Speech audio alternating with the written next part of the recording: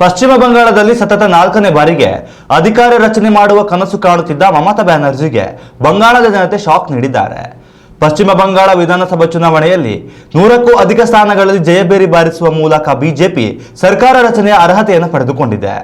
ಇತ್ತ ಸೂರ್ಯಾಸ್ತದ ಒಳಗಾಗಿ ವಿಜಯ ನಮ್ಮದಾಗಲಿದೆ ಎಂದ ಮಮತಾ ಬ್ಯಾನರ್ಜಿ ಸರ್ಕಾರ ರಚಿಸುವುದು ಹಾಗಿರಲಿ, ಶಾಸಕ ಸ್ಥಾನ ಉಳಿಸಿಕೊಳ್ಳುವುದರಲ್ಲಿ ವಿಫಲರಾಗಿದ್ದಾರೆ. ಈ ಕ್ಷೇತ್ರದಲ್ಲಿ ಬಿಜೆಪಿಯ ಸುವೇಂದು ಅಧಿಕಾರಿ ವಿರುದ್ಧ ಮಮತಾ ಬ್ಯಾನರ್ಜಿ ಮಂಡಿಯೂರಿದ್ದಾರೆ.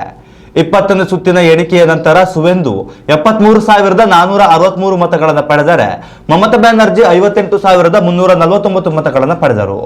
ದೀರ್ಘಕಾಲದಿಂದ ಮಮತಾ ಬ್ಯಾನರ್ಜಿ ಭದ್ರಕೋಟೆ ಎಂದೇ ಖ್ಯಾತಿ ಪಡೆದಿದ್ದ ಭವಾನಿಪುರ ಕ್ಷೇತ್ರದಲ್ಲಿ ದೊರೆತ ಈ ಸೋಲು ಮಮತಾ ಬ್ಯಾನರ್ಜಿ ರಾಜಕೀಯ ಲೋಕದ ತೀವ್ರ ಹಿನ್ನಡೆ ಎಂದು ಹೇಳಬಹುದಾಗಿದೆ. ಈ ಮೂಲಕ ಈ ಬಾರಿ ವಿಧಾನಸಭೆ ಪ್ರವೇಶಿಸುವ ಅರ್ಹತೆಯನ್ನು ದೀದಿ ಕಳೆದುಕೊಂಡಿದ್ದಾರೆ. ಅಂದಹಾಗೆ ಸುವೇಂದು ಅಧಿಕಾರಿ ಎದುರು ಮಮತಾ ಬ್ಯಾನರ್ಜಿ ಸೋಲು ಇದೇ ಮೊದಲೇನಲ್ಲ. ಕಳೆದ ಬಾರಿ ನಂದಿಗ್ರಾಮ ಕ್ಷೇತ್ರದಲ್ಲಿ ಮಮತಾ ಬ್ಯಾನರ್ಜಿ ಎದುರು ಸುವೇಂದು ಗೆದ್ದು ಬೀಗಿದ್ದರು. ಆದರೆ ಈ ಬಾರಿ ತಮ್ಮ ಭದ್ರಕೋಟೆಯಲ್ಲೇ ಮಮತಾ ಅದೃಷ್ಟದ ಪರೀಕ್ಷೆಗೆ ಇಳಿದಿದ್ದರು. ಆದರೆ ಇಲ್ಲಿಯೂ ಮಮತಾ ಸೋಲಿನ ರುಚಿ ಕಂಡಿದ್ದಾರೆ.